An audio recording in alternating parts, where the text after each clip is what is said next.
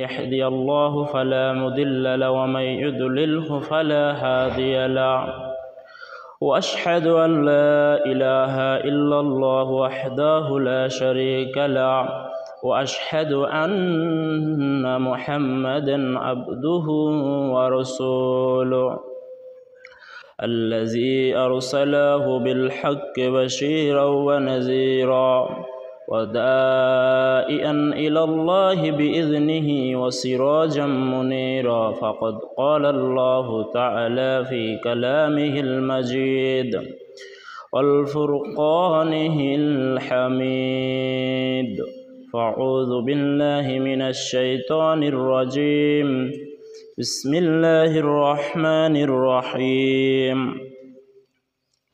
عن ابن عباس رضي الله تعالى عنه قال النبي صلى الله عليه وسلم نعمتان مغبون فيهما كثير من الناس الصحة والفرج عن أبي هريرة رضي الله تعالى عنه قال رسول الله صلى الله عليه وسلم لا يشكر الله من لا يشكر الناس رواه আবু দাউদ। সকল প্রশংসা সেই মহান রব্বুল আলামিনের শানে নিবেদিত। আমরা সকলে মিলে সেই মহান রব্বুল আলামিনের দরবারে শুকরিয়া গুজার হই যে মহান রব্বুল আলামিন অত্র এই এলাকা থেকে হাজারো শত শত মানুষ থেকে হাজার হাজার মানুষ থেকে যে মহান রব্বুল আলামিন জুমার নামাজের প্রাক্কালে গুটি কয়েক মানুষকে যে মহান রব্বুল আলামিন কবুল করেছেন, আসার তৌফিক দিয়েছেন, সে মহান রব্বুল আলামিনের দরবারে শুকরিয়া আদায় করি আলহামদুলিল্লাহ। দরুদ ও সালাম বর্ষিত হোক প্রিয় নবী মুহাম্মদ সাল্লাল্লাহু আলাইহি ওয়াসাল্লামের প্রতি সাল্লাল্লাহু আলাইহি ওয়াসাল্লাম। সম্মানিত জুমা জামাতের উপস্থিতি, আজকের জুমার খুতবায় সংক্ষিপ্ত আলোচনার বিষয় সময়ের গুরুত্ব। সময় এক মহামূল্যবান সম্পদ। সময় নিয়ে আমরা সবাই নীতি কথা বলি। আমরা আমাদের বইগুলোতেও পাঠ্যসূচিগুলোতেও সময় নিয়ে অনেক কথা পড়েছি। মানুষ শুরু থেকেই শুনে শুনে অভ্যস্ত। Time and tide, wait for none, সময় ধারালো তরবারি, সময় কারো জন্য অপেক্ষা করে না। কিন্তু আপনি আশ্চর্য হবেন, আপনি আতঙ্কিত হবেন, পবিত্র কোরআন এবং সহিহ হাদিসে রাসূল মুহাম্মদ সাল্লাল্লাহু আলাইহি ওয়াসাল্লাম সময়কে এত ভয়ানকভাবে, এত কঠিনভাবে বর্ণনা করেছেন। এগুলো যদি কোনো মুসলিম দেখে তাহলে ওই মুসলিমের শরীরের লোমগুলো শিউরে ওঠার মতো কথা। পবিত্র কোরআনে আল্লাহ রাব্বুল আলামিন যে জিনিসগুলো নিয়ে কসম করেছেন, সেই জিনিসগুলোর এক মহা কথা, মহা মূল্যবান যে জিনিসটা নিয়ে আল্লাহ রাব্বুল আলামিন সূরার পর সূরার আয়াতের পর আয়াতে কসম করে বলেছেন মানুষকে বোঝানোর জন্য, সেটা হচ্ছে সময়। মানে আপনি আমি আদম সন্তান, আপনার আমার জীবনে অনেক ভুল, অনেক ভ্রান্তি হয়ে যাচ্ছে, আমরা অনেক সময় করে ফেলছি। আপনি যদি কোনো মানুষকে কিছু বোঝাতে চান, প্রথমেই কিন্তু আমরা আদম সন্তান কাউকে কসম করে কিছু বলি না।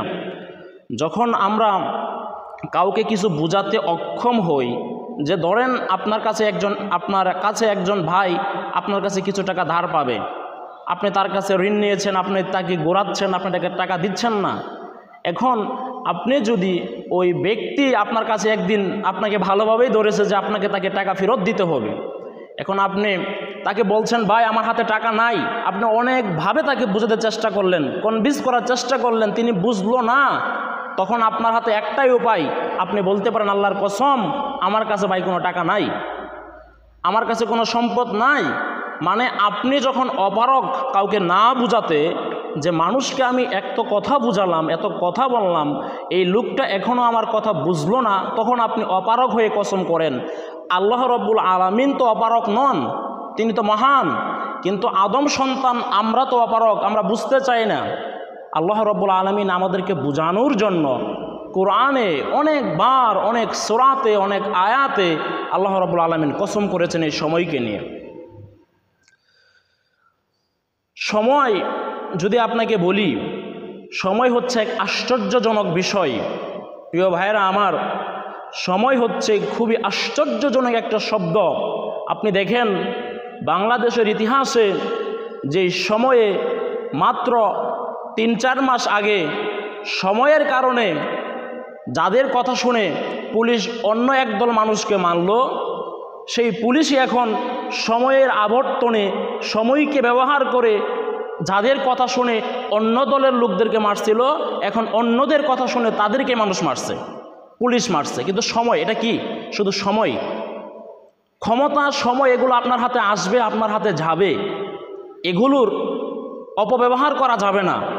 কারণ আপনার হাতের কাছে আল্লাহ রাব্বুল আলামিন, আমি যদি আপনাকে বলি ইনশাআল্লাহ প্রত্যেকটা বিষয় আজকে বলবো, আল্লাহ রাব্বুল আলামিন পবিত্র কোরআনে কসম করেছেন। প্রথমে যে আয়াতটিকে নিয়ে আমি আজকে আলোচনা যে আয়াতটি দিয়ে শুরু করতে যাচ্ছি, আল্লাহ রাব্বুল আলামিন সূরা আসরে বলছেন ওয়াল আসর। আসর মানে কি? আসরের কসম। আমরা যে নামাজ পড়ি আমরা যে নামাজ পড়ি, যে আসরের সালাত, আসরের নামাজ, আল্লাহ বলছেন ওয়াল আসর, সময়ের কসম, আসরের কসম। ইন্নাল ইনসানা লাফি খুস, প্রত্যেক মানুষ ক্ষতির মধ্যে নিমজ্জিত। আল্লাহ রাব্বুল আলামিন আসর নিয়ে কসম করে তারপরে কি বলল? প্রত্যেক মানুষ ক্ষতির মধ্যে নিমজ্জিত। এই আয়াতের আজকে তো এগুলো প্রত্যেকটি বিশ্লেষণ করে বলা যাবে না, আমি আপনাকে শুধু নোট করেছি এই জন্য যে আল্লাহ রাব্বুল আলামিন কীভাবে কসম করে আমাদেরকে বোঝানোর চেষ্টা করেছে। তো এই আয়াতের ব্যাখ্যা যদি আপনি খুঁজেন, আপনি খুলতে পারেন তাফসির ইবনে কাসির বা অন্যান্য প্রসিদ্ধ তাফসিরগুলো। সেই তাফসিরে বলা হয়েছে যে এই আয়াতের তাফসির কারক বুঝতে পারতেছিল না যে ওয়াল আসর মানে কি, যে প্রত্যেক মানুষ ক্ষতির মধ্যে নিমজ্জিত, এটা কিভাবে হতে পারে। তিনি একদিন বাজারে গেলেন, বাজারে গিয়ে দেখলেন একজন ব্যক্তি বরফ বিক্রি করতেছে, বরফ। তখন তাকে বলা হলো, তখন ওই ব্যক্তি বলল, আমি বরফ বিক্রির কথা শুনেই আমি বুঝতে পারলাম এই সূরা আসরের ব্যাখ্যা। সেটা কি? তখন বলা হলো যে আসর, এই সময়টা যেমন, এই বরফটাও তেমন। কেমন?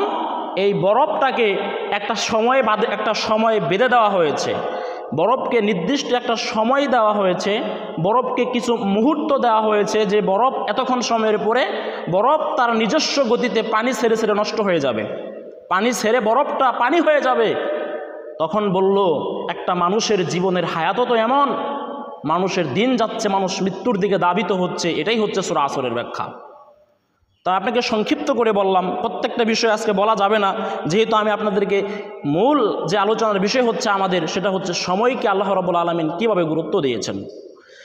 অন্যত্র আপনি দেখতে পাবেন সূরা শামসে আল্লাহ রাব্বুল আলামিন বলছেন ওয়াশ-শামসি ওয়া দুহাহা, শপথ, কসম, আল্লাহ রাব্বুল আলামিন বলছেন কসম শামসের, কসম সূর্যের এবং সূর্যের কিরণের, অল কমারি ইজা তালাহা, কসম রাতের চাঁদের।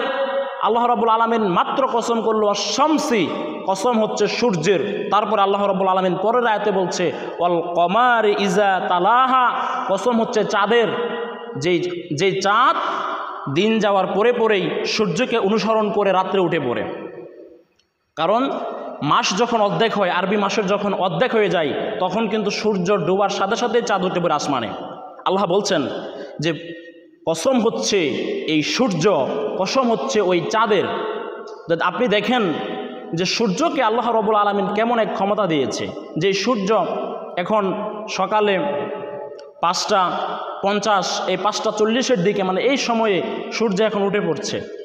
যখন সূর্য উদিত হচ্ছে, সূর্যকে দেখা যায় না, একদম ছোট। এই সূর্যই ধীরে ধীরে যখন 10টা, 11টা, 12টা, 1টা, তখন ওই সূর্যের কাছে আর যাওয়া যায় না।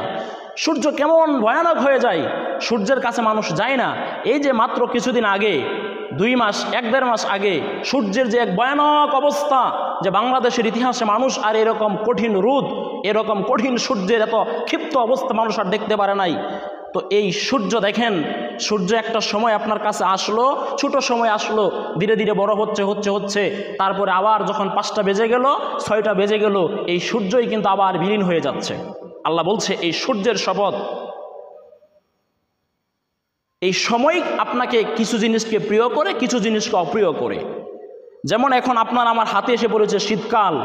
এই গরমে মাত্র 15-20 দিন আগে আমরা কিন্তু সূর্যের তাপ থেকে বাঁচতে চেয়েছি। মানুষ গাছে গিয়েছে, যারা একটু উন্নত তারা এসিতে গিয়েছে, মানুষের গাছের তলায় গিয়েছে, মানুষ ফ্যানের মাধ্যমে সূর্য থেকে বসতে চেষ্টা করেছে। মাত্র 15-20 দিন পরে আজকে এমন একটা দিন, এই মুহূর্তে কিন্তু আপনি যদি মসজিদে থাকতেন আপনার মাথাতে ফ্যানগুলো ঘুরতো। তো কি হলো?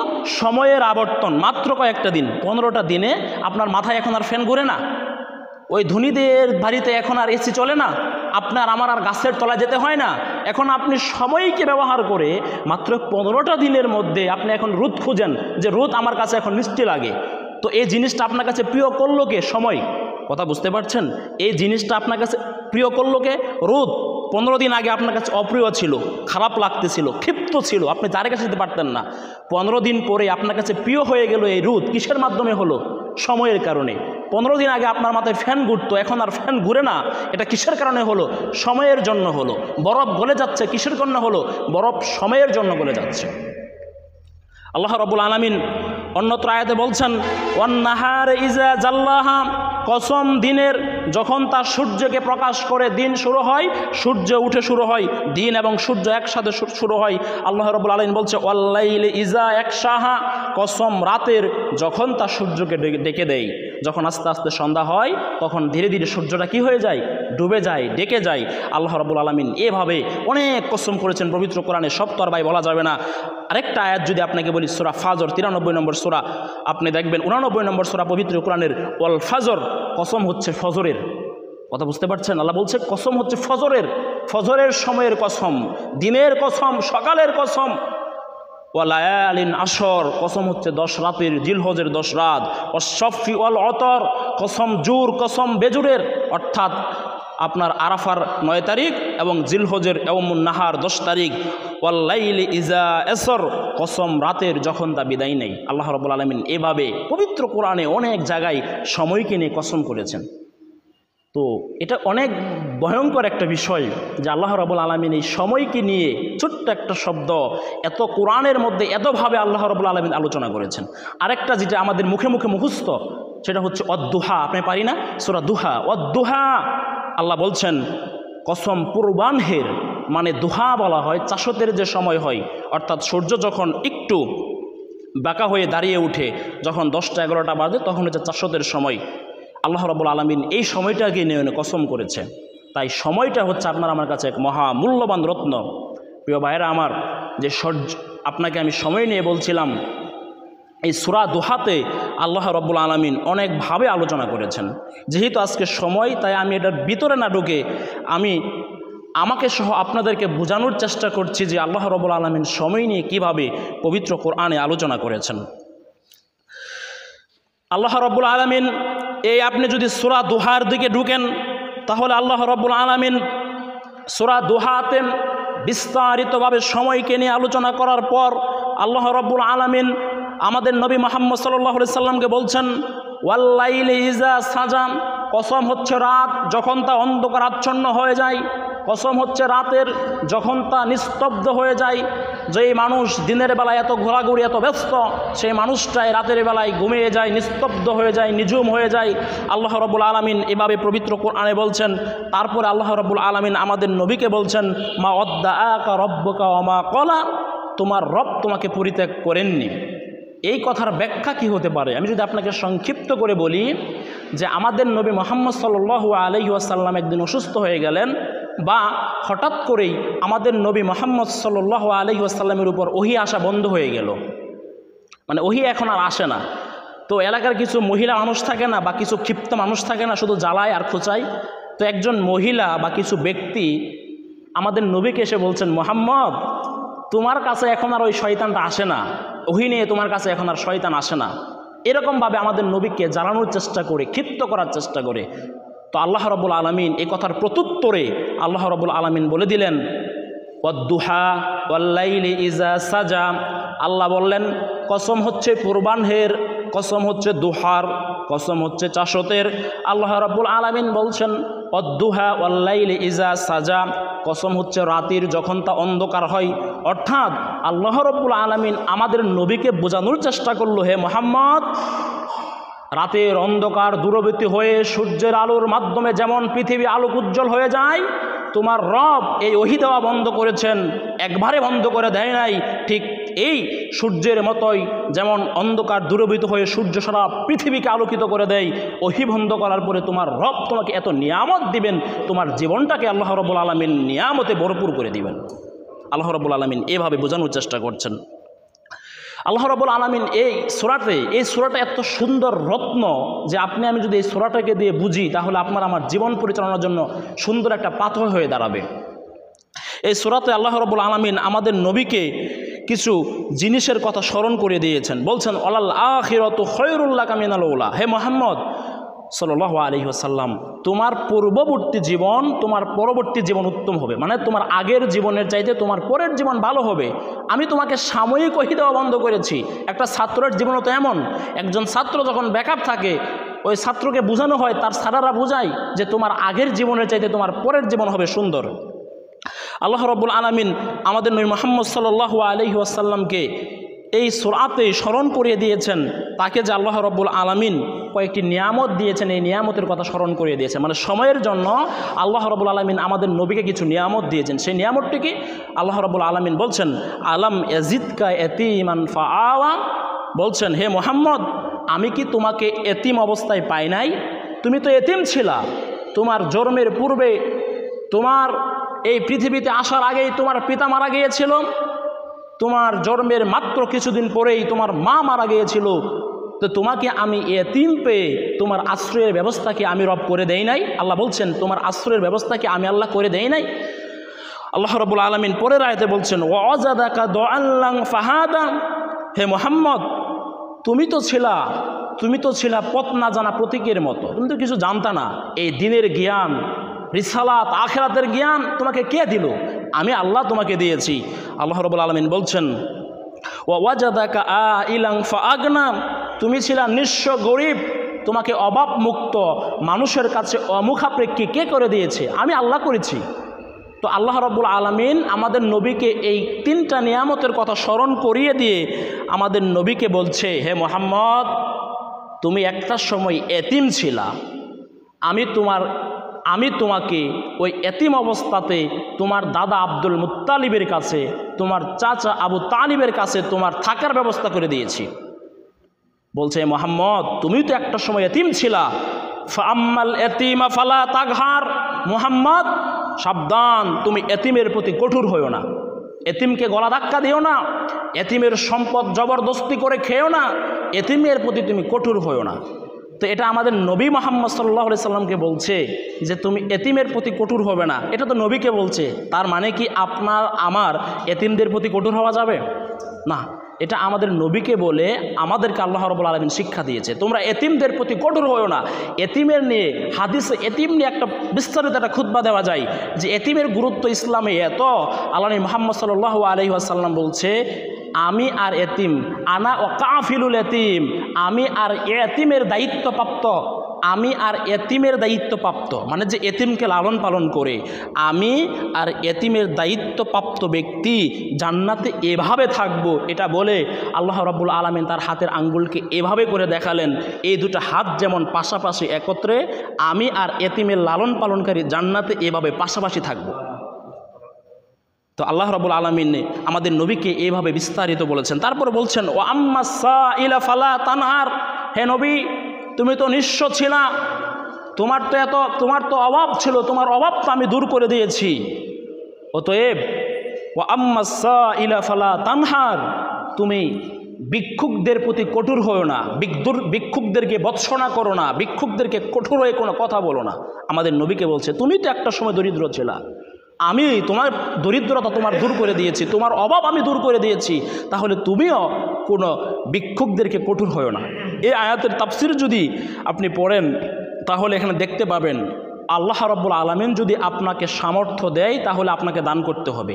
ভিক্ষুক হাত পেতেছে, আপনাকে হয় দান করতে হবে, না হয় উত্তম কথা বলে বিতাড়িত করতে হবে। বিতাড়িত না, উত্তম কথা বলে আপনাকে তাড়িয়ে দিতে হবে। ভাই আপনি আমার হাতে এখন টাকা নাই, পরে দিব, মানে উত্তম কথা বলতে হবে। কোনো ভিক্ষুককে ভৎসনা করা যাবে না। টাকা চেয়েছে, আপনি বলছেন দেন 5 টাকা বাংটি দেন, দিলেন, কিন্তু তাকে 5 টাকা দিয়ে 5 টাকার কথা শুনিয়ে দিলেন, এটা হবে না। দিতে পারলে দেন, না দিতে পারলে না দেন, উত্তম কথা বলে তাড়িয়ে দেন। উত্তম কথা বলেন, ভাই এখন আমার হাতে নেই। কোনো ভিক্ষুককে ভৎসনা করা যাবে না, কঠোর কোনো কথা বলা যাবে না। আল্লাহ রাব্বুল আলামিন দেখেন, এই আমি আপনাকে সময় নিয়ে বলার জন্য এই কয়েকটা কথা বলছিলাম যে সময় আপনাকে ধনী করবে, সময় আপনাকে গরিব করে দিবে, সময় আপনাকে নেতা করবে, সময় আপনাকে জেলে নিয়ে যাবে, বিভিন্ন কাজে সময় আপনাকে বিভিন্ন কিছু ঘুরাবে। তাই সময়কে আপনার আমার কাজে লাগাতে হবে। সম্মানিত উপস্থিতি, সময় নিয়ে যে বিখ্যাত একটা হাদিস রয়েছে, আমাদের নবী মুহাম্মদ সাল্লাল্লাহু আলাইহি ওয়াসাল্লাম বলছেন, নিয়ামাতানে মাকবুনুন ফিহিমা কাসীরুম মিনান নাস, দুটি নিয়ামত আছে এমন যে দুটি নিয়ামতের ব্যাপারে বেশিরভাগ মানুষ উদাসীন এবং গাফেল। আল্লাহ নবী বলছে যে দুটি নিয়ামত আমি আদম সন্তানকে দিয়েছি, এই দুটি নিয়ামতের কাজ বেশিরভাগ মানুষ এই দুটি নিয়ামতকে কাজে লাগাতে পারে না, উদাসীন তারা এই দুটি নিয়ামতের ব্যাপারে। সেটা কি? আল্লাহ নবী সাল্লাল্লাহু আলাইহি সাল্লাম বলছেন আস-সিহহাতু ওয়াল ফারাগ, সেটা হচ্ছে অবসর এবং সুস্থতা। আমি একটা মানুষকে অবসর সময় দিয়েছি, তার মানে এই না যে ওই ব্যক্তিকে আমি একটা সময় তার অবসরটাকে কাটিয়ে নিয়ে যাব না, এটা না। আমি একটা মানুষকে অবসর দিয়েছি, এটা আল্লাহর পক্ষ থেকে মহান এক নিয়ামত। কিন্তু আফসোস, আমরা আদম সন্তান এই অবসর সময়টাকে কাজে লাগাতে পারি না। আসলে মুমিনদের জীবনে অলসতা বলতে কোনো কিছু নেই। আপনাকে আমি যদি বলি, এই যে আপনি নামাজের পরে 33 বার সুবহানাল্লাহ, 33 বার আলহামদুলিল্লাহ, এই আল্লাহু আকবর 34 বার, বা এইগুলো যে পড়েন, এগুলোর এত নিয়ামত, এত সোয়াব আল্লাহ রাব্বুল আলামিন দিয়েছে। আল্লাহ মুহাম্মদ সাল্লাল্লাহু আলাইহি ওয়াসাল্লাম বলছেন, কোনো ব্যক্তি যদি নামাজের পড়ে ওই যে আমরা 33 বার সুবহানাল্লাহ আলহামদুলিল্লাহ এগুলো পড়ি, কোনো ব্যক্তি যদি এটা 33 বার সুবহানাল্লাহ, 33 বার আলহামদুলিল্লাহ, 34 বার আল্লাহু আকবর বলে, ওই ব্যক্তির গুনাহ যদি সাগরের সমপরিমাণ হয়, সাগরের ফেনারও সমপরিমাণ হয়, তাহলে তার গুনাহ আমি মাফ করে দিব। তো আপনার আমার জীবনে, মুসলিমদের জীবনে অবসর বলতে কিছু নাই। আপনি একা আছেন তো আপনি এটা পড়েন, সুবহানাল্লাহ পড়েন, আলহামদুলিল্লাহ পড়েন। আর আপনি তো জানেন যে সহিহ বুখারীর সর্বশেষ হাদিস, আমাদের নবী মুহাম্মদ সাল্লাল্লাহু আলাইহি ওয়াসাল্লাম বলছেন যে কালিমাতান, দুটি শব্দ, হাবিবাতান ইলা রহমান, দুটি শব্দ আছে যে দুটি বাক্য হাবিবাতান ইলা রহমান, রহমানের কাছে, আল্লাহর কাছে অতীব প্রিয়, খাফিফাতান আলাল লিসান, মুখে উচ্চারণে সহজ, মুখে বলতে সহজ। দুটি বাক্য আছে এমন যে দুটি বাক্য আল্লাহর কাছে অতীব প্রিয়, মুখে বলা সহজ। ও সাকিলাতান আলাল মিজান, আগামীকাল কিয়ামতের মাঠে ওজনে অনেক ভারী। দেখছেন আল্লাহ নবী সাল্লাল্লাহু আলাইহি ওয়াসাল্লামের কথার বার দেখছেন? আল্লাহ নবী বলল দুটি বাক্য আছে যে দুটি বাক্য আল্লাহর কাছে অনেক প্রিয়, যে দুটি বাক্য মিজানের পাল্লায় অনেক ভারী, যে দুটি বাক্য মুখে বলা সহজ, কয়েক সেকেন্ডেই বলা যায়। সেই সময়টি হচ্ছে, সেই বাক্যটি হচ্ছে সুবহানাল্লাহি ওয়া বিহামদিহি। যে সুবহানাল্লাহি ওয়া বিহামদিহি, এই দুটি বাক্য বলতে কতক্ষণ লাগলো? কয়েক সেকেন্ডের বিষয়। যে এই দুটি বাক্য তোমার কাছে বলতে সহজ, কিন্তু আল্লাহর কাছে অতীব প্রিয়, আগামীকাল কিয়ামতের মাঠে ওজনে অনেক ভারী। সুবহানাল্লাহ। তাই মুমিনদের জীবন আসলে অবসর বলতে কিছু নেই। আপনি যখন এই সময়কে কাজে লাগাবেন না, তো আল্লাহর পক্ষ থেকে একটা গজব আসবে, সেটা হচ্ছে হতাশা, দুর্দশা। আজকের মানুষের অনেকের কাছে টাকা আছে, অনেক কিছু আছে, অনেক সম্পদ আছে, কিন্তু মানুষের ভিতরে আজকে হতাশা ঢুকে পড়েছে। মানুষ হতাশ, কি করবে, তারপর কি হবে, তার ছেলের কি হবে, তার মেয়ের কি হবে, এগুলো নিয়ে মানুষ হতাশ। মনে রাখবেন, এই হতাশা আপনার ভিতরে তখনই আসবে যখন আপনি সময়কে কাজে লাগাবেন না। সম্মানিত ভাইয়েরা আমার, সময় যে বললাম, সময় আপনাকে, আল্লাহ রাব্বুল আলামিন সময়কে নিয়ে বিভিন্নভাবে বিভিন্ন জায়গায় কসম করেছেন। আমাদের নবী সাল্লাল্লাহু আলাইহি ওয়াসাল্লাম সময়কে নিয়ে বিস্তারিত বলেছেন। যেমন একটা হাদিস, আল্লাহ নবী মুহাম্মদ সাল্লাল্লাহু আলাইহি ওয়াসাল্লাম বলছেন, ইগতানিম খামসান কাবলা খামসিন, 5টি নিয়ামত আছে এমন, 5টি বিষয় আছে এমন, এই 5টি বিষয় হওয়ার আগে 5টি বিষয়কে গুরুত্ব দাও। অর্থাৎ আল্লাহ নবী বলছে 5টা জিনিস আসার পূর্বে এই 5টা জিনিসকে গুরুত্ব দাও। সেটা কি?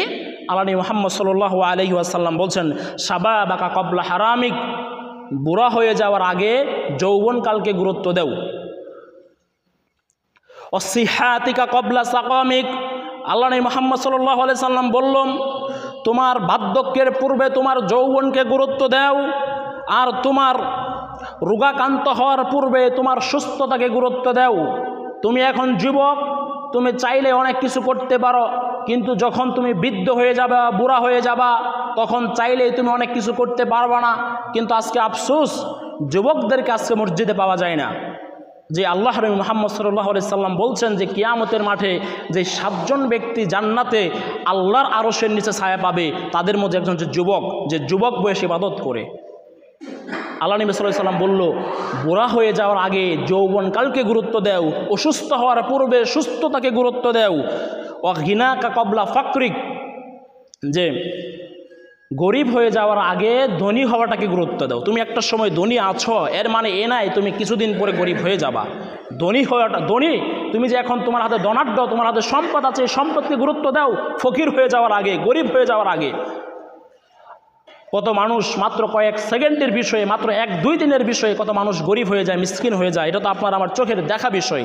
আল্লাহ নবী মুহাম্মদ সাল্লাল্লাহু আলাইহি ওয়াসাল্লাম আরও বলছেন, ও ফারাগা ক্বাবলা শুগলাক, ব্যস্ততার পূর্বে অবসরকে গুরুত্ব দাও। ওই যে হাদিসে আল্লাহ নবী মুহাম্মদ সাল্লাল্লাহু আলাইহি সাল্লাম অবসরকে বলেছেন কি নিয়ামত, ওই হাদিস আরেকটা হাদিস আল্লাহ নবী সাল্লাল্লাহু আলাইহি সাল্লাম বলছে যে ব্যস্ত হওয়ার যাওয়ার আগে অবসরকে তুমি গুরুত্ব দাও।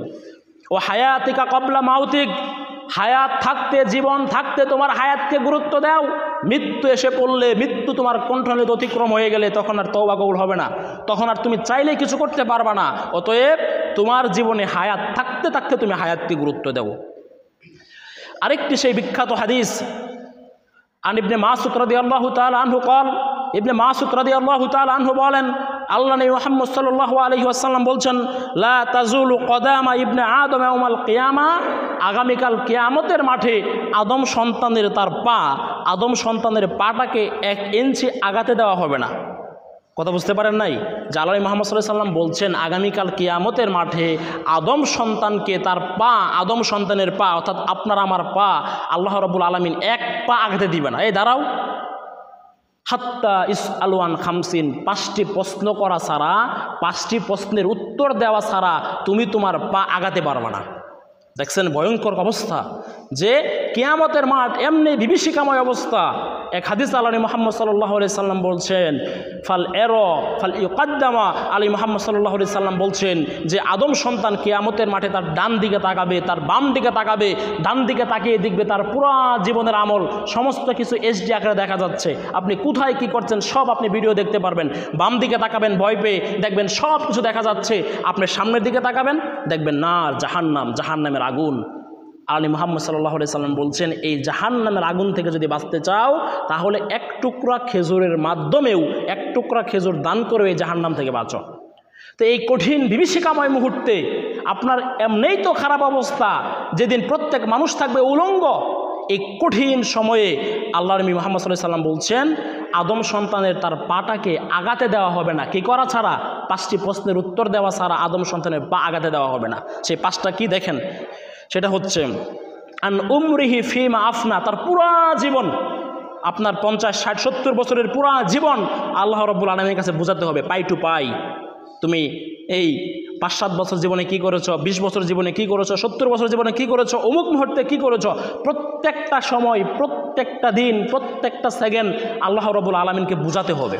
আপনি আগে বুঝান, তারপর আপনার হাত, আপনার পা, আপনি এগিয়ে যান। তারপর বলছে ওয়ান শাবাবিহি ফিমা আবলা, এটাই সবচেয়ে ঐতিহাসিক সেই কথা যে আদম শাবাবিহি ফিমা আবলা, তার যৌবনকাল কোথায় খরচ করেছে, এটা নিয়ে আল্লাহ রাব্বুল আলামিন প্রশ্ন করবে।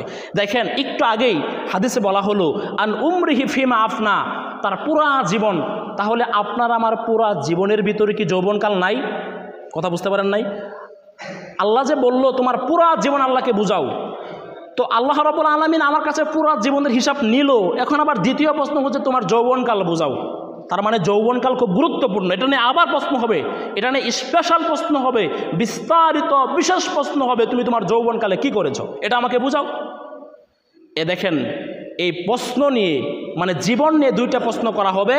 আবার আপনার ইনকাম যে আপনি আমি করি, আপনি আমি যে অর্থ জোগাড় করি, এই অর্থ নিয়ে, ইনকাম নিয়েও 2টা প্রশ্ন করা হবে। আর মুহাম্মদ সাল্লাল্লাহু আলাইহি ওয়াসাল্লাম বলছেন ওয়ান মালিহি মিন আইন আখতাসাবাহু ওয়া ফিমা আনফাকাহু।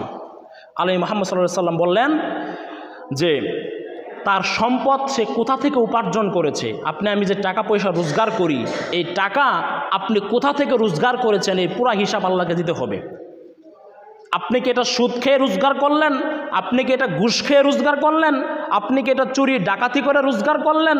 না এটা আপনি বিভিন্ন উপার্জন বিভিন্নভাবে কি করে করলেন? হালাল পন্থায় করলেন না হারাম পন্থায় করলেন? এটা আল্লাহকে বুঝান।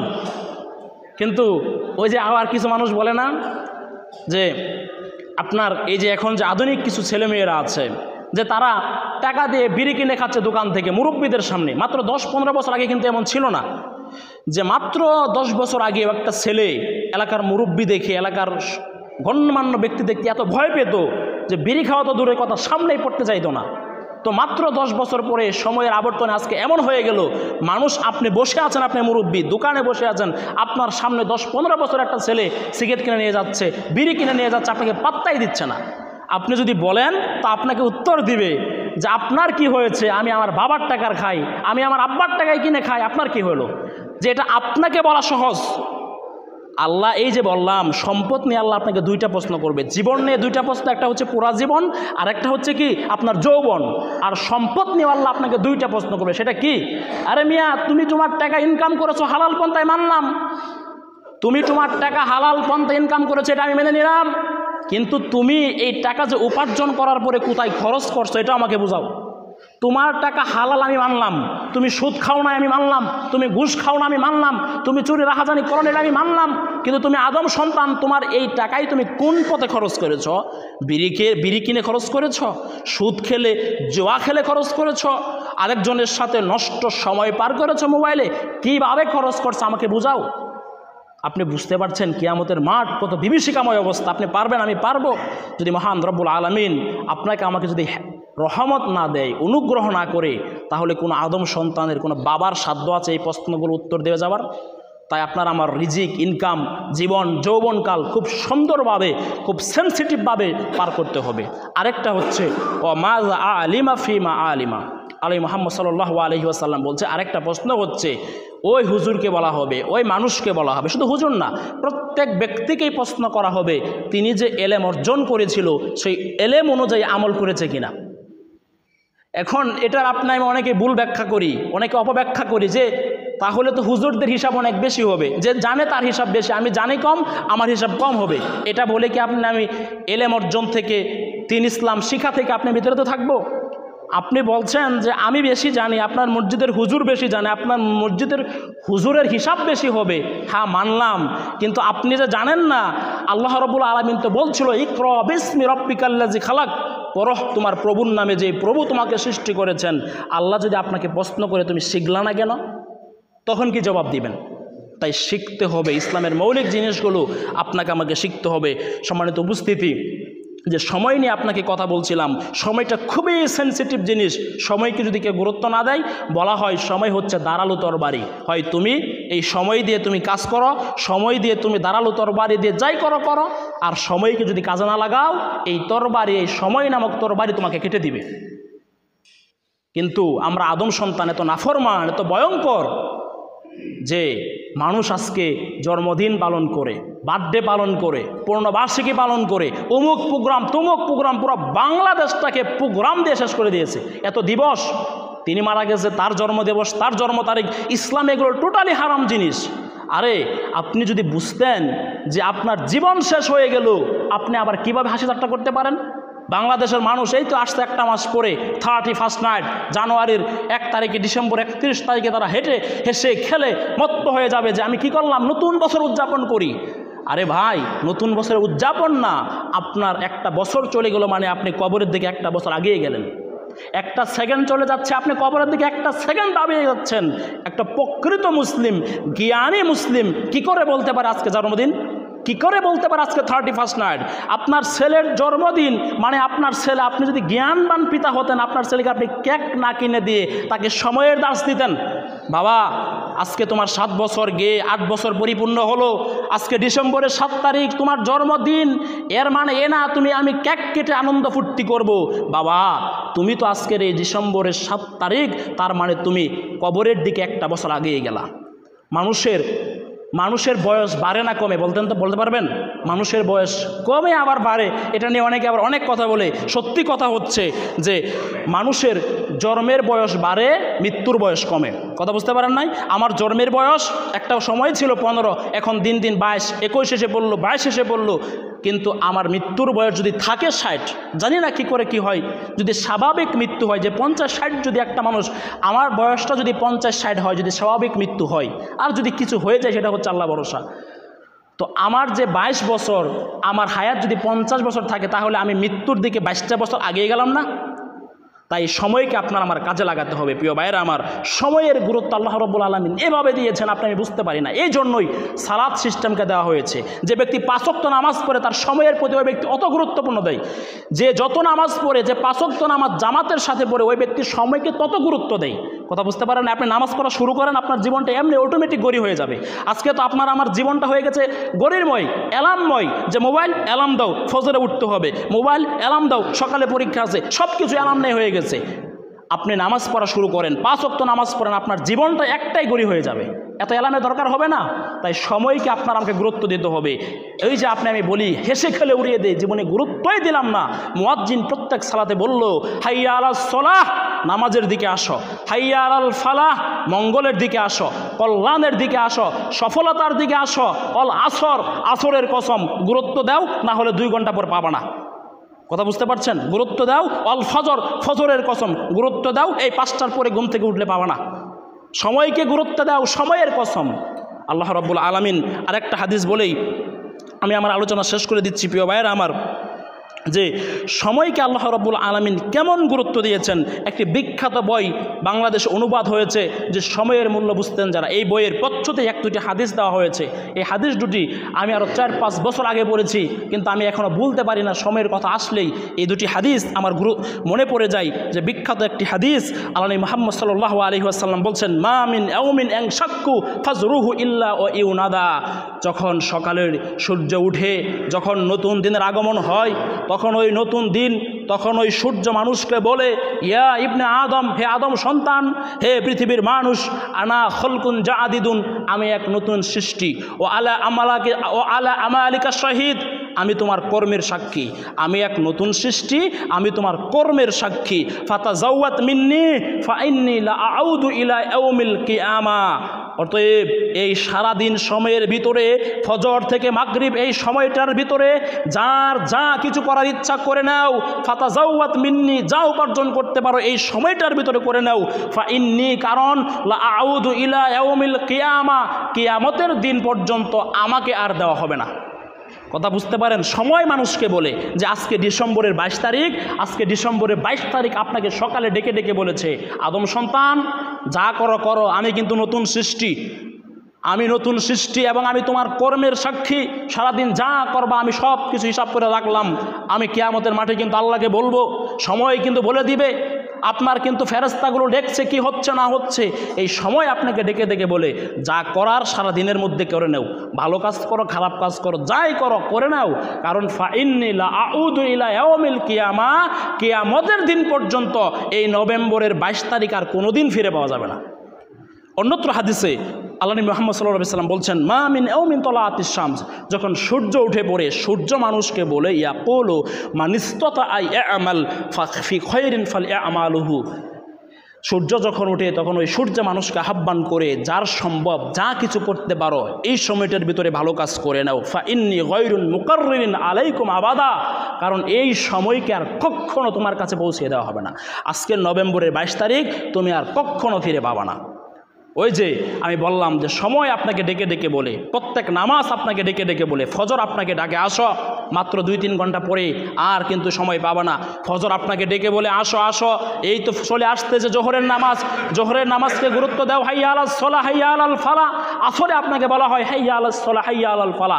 মাগরিবে আপনাকে বলা হয় হাইয়া আলাস সালাহ হাইয়া আলাল ফালাহ। আসো, নামাজের দিকে আসো, কল্যাণের দিকে আসো, সফলতার দিকে আসো, না হয় কিন্তু তোমার কাছে এই সময়কে আর কখনো ফেরত দেওয়া হবে না।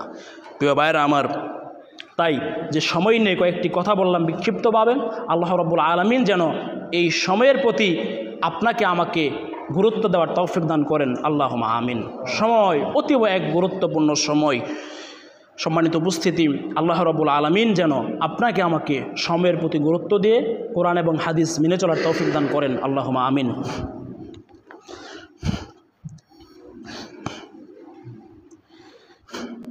আলহামদুলিল্লাহিল ওয়াহদা ওয়াসসালাতু ওয়াসসালামু আলা মান লা নাবিয়্যা বা'দা ইয়া আইয়ুহাল্লাযীনা আমানু সাল্লু আলাইহি ওয়া সাল্লিমু তাসলিমা আল্লাহুম্মা সাল্লি আলা মুহাম্মাদিন ওয়া আলা আলি মুহাম্মাদ কামা সাল্লাইতা আলা ইব্রাহিম ওয়া আলা আলি ইব্রাহিম ইন্নাকা হামিদুম মাজিদ আল্লাহুম্মা বারিক আলা মুহাম্মাদিন ওয়া আলা আলি মুহাম্মাদ কামা বারাকতা আলা ইব্রাহিম ওয়া আলা আলি ইব্রাহিম ইন্নাকা হামিদুম মাজিদ اللهم اغفر للمؤمنين والمؤمنات والمسلمين والمسلمات والأحياء منهم الأموات ربنا فاغفر لنا ذنوبنا وكفر عنا سيئاتنا وتوفنا مع الأبرار হে আল্লাহ, এই মসজিদে আমরা যারা উপস্থিত হয়েছি অনেকেরই পিতা মাতা মারা গিয়েছে, অনেকেরই দাদা দাদি মারা গিয়েছে।